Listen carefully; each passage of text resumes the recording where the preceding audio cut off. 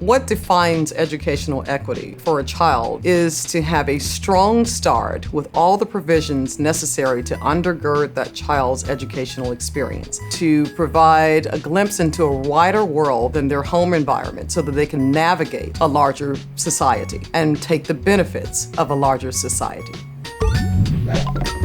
When we think about quality, we really have to go back to the science. And that says that during the first couple of years of life, the brain is developing at an exponential rate. It's 1 million neurons per second. If you take that in, that's a lot of connections that are being made in those first couple years of life. If we want to have a society that is full of productive, healthy adults, then we have to start in the early years. And that requires a stimulating, engaging, loving environment. My name is Doris Menchaca. I work at Houston Kids Academy. I believe that having a quality education early on impacts them later on in life. I came from a lower income background. I can still remember my first grade teacher being the teacher that gave me the most, period. To this day, I remember her being patient and caring and just giving me that needed, like, okay, you got this, you can do this, you can learn from this. Not allowing me to feel bad because of my circumstance or where I came from, or because I didn't know English as a child, that I had to learn it in school. She always gave me that, it's okay, it's no problem, we can get through any obstacles. So having that proper education, having a good teacher, I feel like it's everything.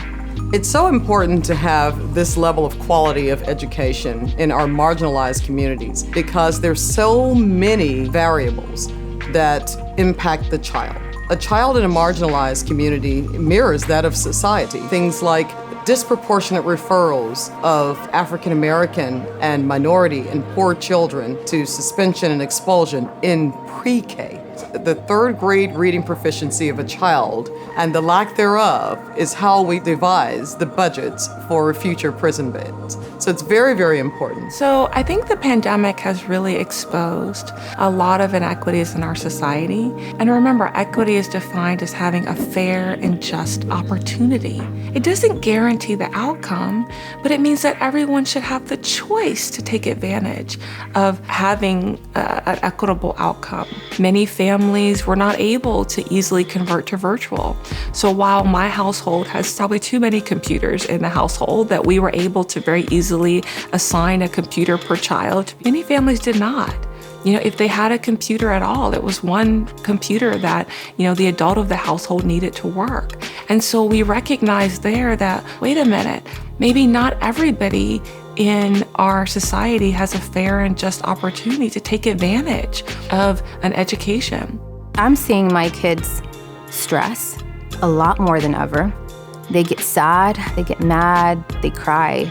And it's because they don't know how to navigate these things. They don't know how to navigate technology because they've never been exposed to that.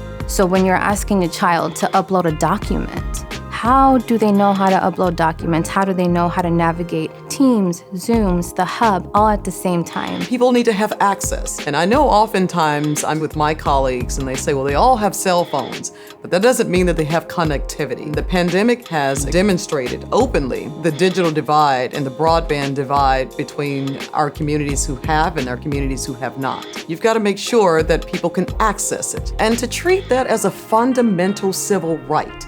Without really making a shift in our thinking, our culture, our values, and most importantly in public policy, there's going to be a long-lasting impact on this generation from the inequities that we saw. So the gap will potentially widen.